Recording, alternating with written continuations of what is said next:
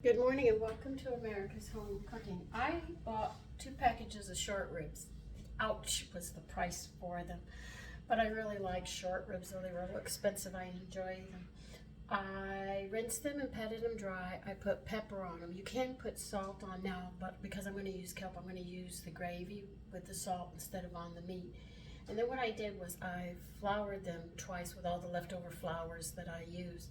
Floured them once, and then I rolled them in the flour a second time. They have been sitting for about 45 minutes. I put some oil in this pan and I am going to braise them now.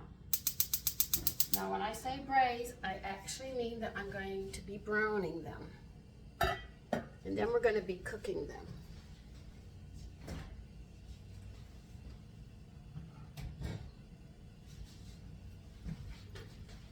Now the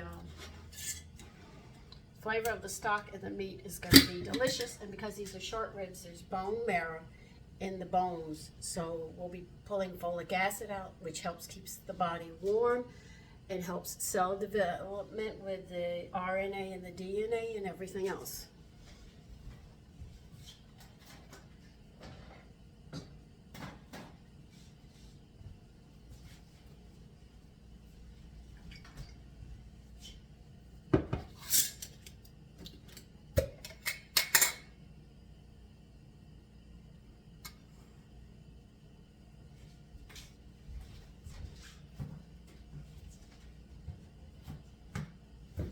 And that was the fat that I just took off the stock because I did have meat to this one.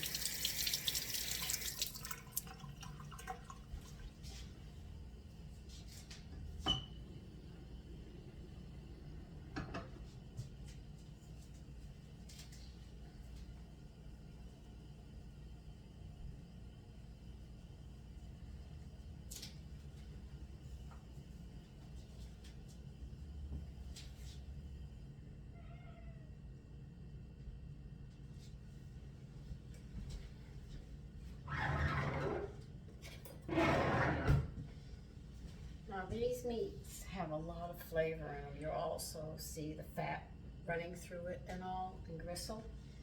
So these will really be good.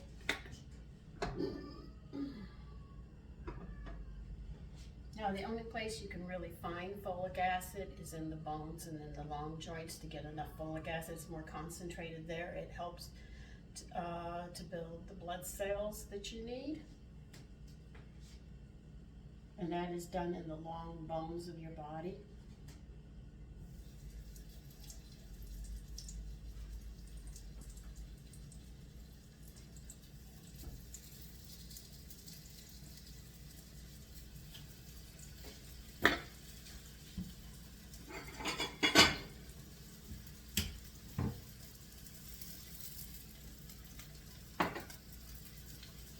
So I'm going to brown these really nice. I'm not going to burn them, but I want to brown them nice. Be careful about that. Now, I don't remember what flours I used because, like I tell you, I always throw them in that bowl with a lid on it and just leave it on the counter and pull it out whenever I need it. So I cannot tell you. Now, I'm going to serve this with chunks of potatoes. I'm not going to serve mashed potatoes. I'm not going to make a stew out of this. I'm going to make a gravy, and I'm going to chunk potatoes and serve it next to this with vegetables. And these always smell so good. They just stand on their own. They had so much meat on them this time, I said I was going to buy them, even if it did cost a bit much, and I did spend a pretty penny on them. But the summer ones have so little meat on them, and the price is down, but all what you're eating is bone. And I wanted to make sure when I got these.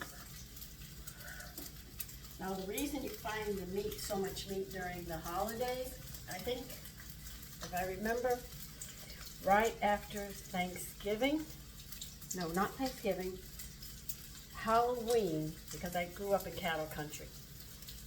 The slaughterhouses open up at that time. That's why you find these cuts of meats and stuff, and you find these big standing rib roasts and stuff. That's when the slaughterhouses really go to work at that time, and that's the harvesting. If you watch the futures, you will see that as it comes through. This is why You see the big cuts and everything that you like in the holidays because of the slaughterhouse's slaughter at that time.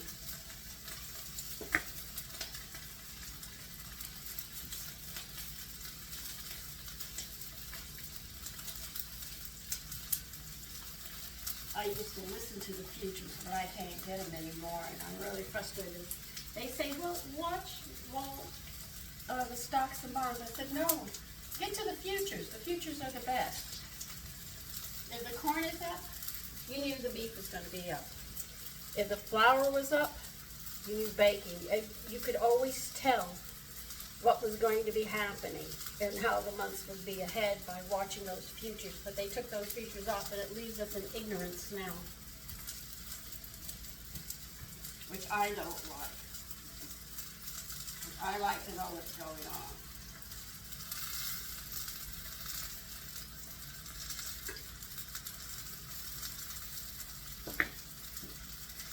So let me finish browning these, and I will be back. Okay, I'm still browning, but you see how I browned them nicely? If you take a good look here, you see how the bone marrow is coming out. So this will give us the folic acid that we're looking for. And you can see I didn't over brown them. I just wanted to brown them enough to have a nice coat on them. Okay, I just put all the meat in and it's brown. If you have any difference in here, pour it in here.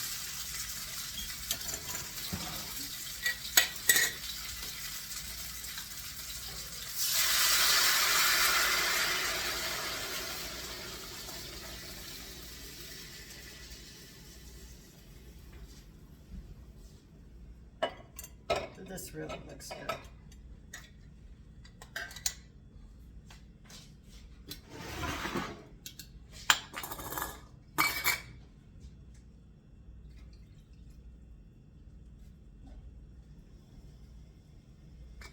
I'm going to bring this to a boil.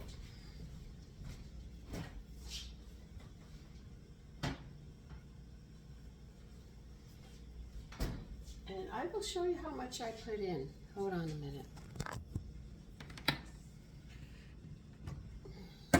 So you can actually see what I'm doing here.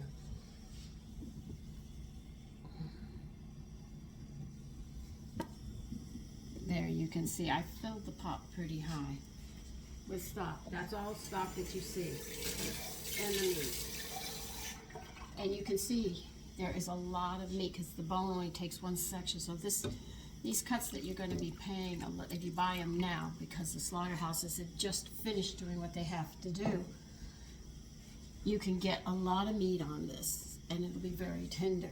Now, in the summer, if you look at the short ribs, you'll see there's very little meat on them. If you want, you can buy one of those packages and make a stock out of it, and you will not be disappointed. Use your peelings that you get from your vegetables after the meat has cooked a good while. Throw those in and let them cook, and then strain it. Now I'll do it in a slow cooker, and I'll throw my meat and vegetables and let it go for 24 hours, and then let it cool because it's really hot. Then strain it, and then and then I have that beautiful beef broth for winter when I make my soups and other things. But anyway, I'm going to bring to a boil. And I'm going to turn it down. I'm going to let it cook for hours, probably, until later in the morning. Because I have to start it now so it'll be ready so my sons can take it with them to work. So I will have a part 2 on this when I actually get done doing it. But just bring it to a boil and turn it on to simmer, leave the lid on, and just let it do what it has to do. And it will be delicious. So for now, take care. And I'll see you in part 2 of this. Let me straighten the camera out. See you in part 2. Bye-bye.